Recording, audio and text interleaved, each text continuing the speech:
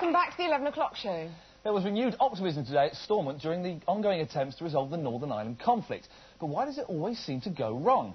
Is it because of irreconcilable differences? Is it because of the weight of history? Or is it because no one can understand a word the Paddies say? No, it's because no one yet knows how to handle Yorkshire Ripper lookalike Gerry Adams.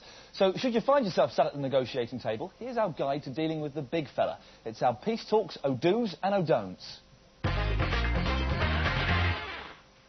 O-do. Try and form a strong bond with Sinn Féin by listening to and understanding their key demands. O-don't. Try and form a strong bond with Sinn Féin by suggesting a weekend's paintballing. They'll win. O-do. Seize the opportunity to tell Gerry Adams that weapons decommissioning is the only way forward. O-don't. Seize the opportunity to tell Gerry Adams the one about the shamrock, the leprechaun and the dead provo. O-do say. I admire your search for peace. O-don't say. I found you more attractive when you had the actor's voice. O-do. Take time to reflect upon the good work done by Mo Mowlam. O-don't. Open the meeting with, does anyone miss the fat bird in the syrup? And finally, O-do. Recognise the Irish contribution to art and culture. O-don't. Ask Gerry if he can spare a couple of hours to Tarmac Drive. And those are our peace process, O-do's and O-don'ts. We'll just do the show, shall we, Daisy? Can you stop talking for 1 second? It's doing this. This week sees the premiere of the new Bond movie, The World Is Not Enough. And here to give us his verdict is the man who played one of Bond's most famous enemies. It's Christopher Lee.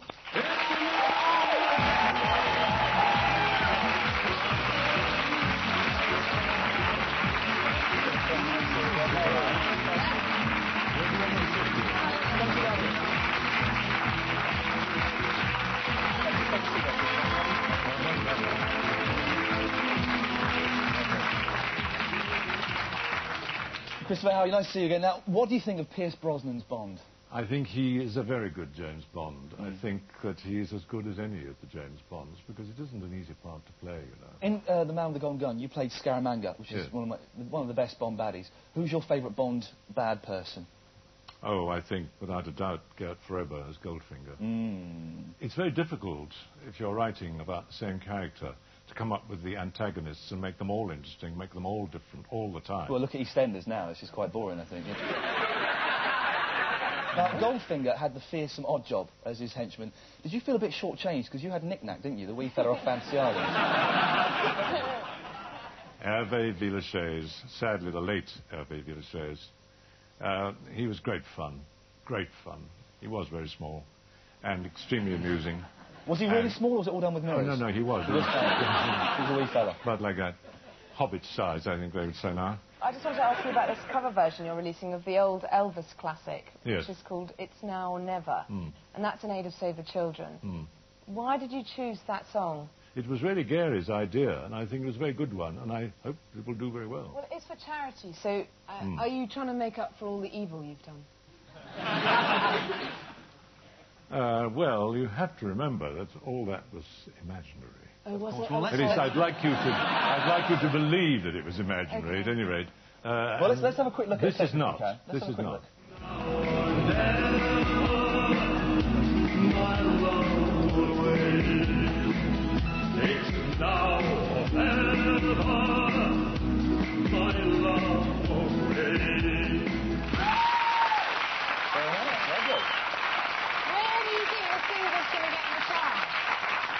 Sorry, I didn't hear you. Where do you think the single's going to get in the charts?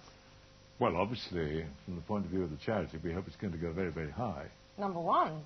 That would be wonderful, wonderful, do you see yourself as wouldn't the it? new Robbie Williams?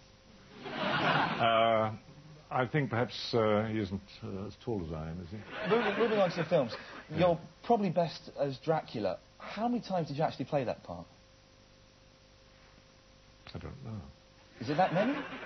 It is, I mean... Oh, that few. Wait a minute. It was so long ago. The first one was 42 years ago. 42. Do you get fed up with people asking you about Dracula?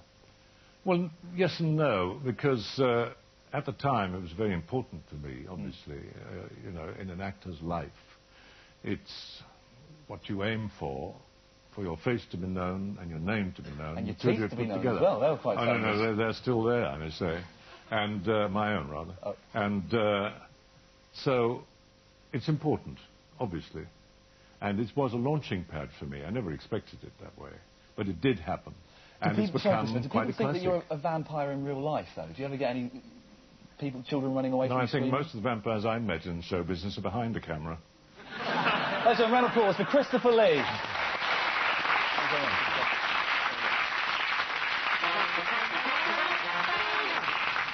A report out today reveals that the government are planning to release all their files on aliens. Do you believe in aliens, Daisy? Without a shadow of a doubt. Just look at the evidence. There's crop circles, Mork and Mindy, Dean Gaffney. Overwhelming proof indeed. But do the British public agree? I went to find out. The government have announced they're going to release all their files on aliens, including military plans should there be an alien attack. But is the British public ready? I've come here to London to find out. How do you feel about the government's plans to finally release all this information? They've kept too much under the covers for years. Yeah. Do you think they should have lifted the covers and just wafted it out? Years ago. If you met aliens and they came up to you and said, take me to your leader, who would you take them to? Would it be Gary Glitter? Should we lay on a reception committee of whores like Jonathan Aitken did for those Arabs? No, they know more about us than we know about them. How about if we sent Prince Philip as part of the working group? No, what do you want to send him? He's just...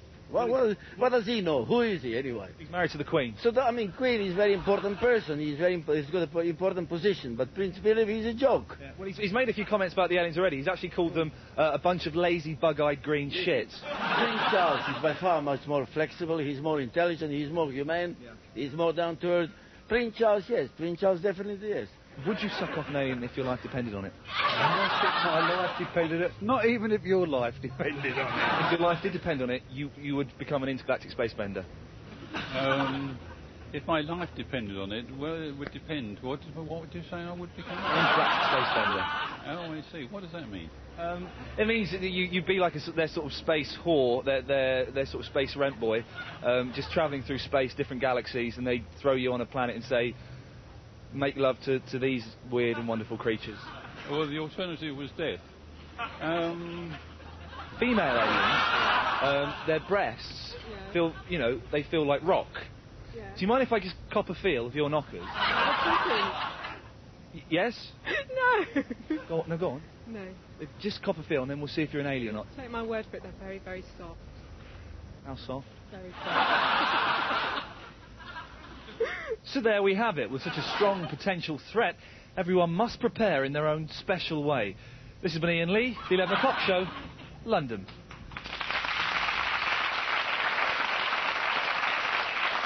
Now time for some news just in.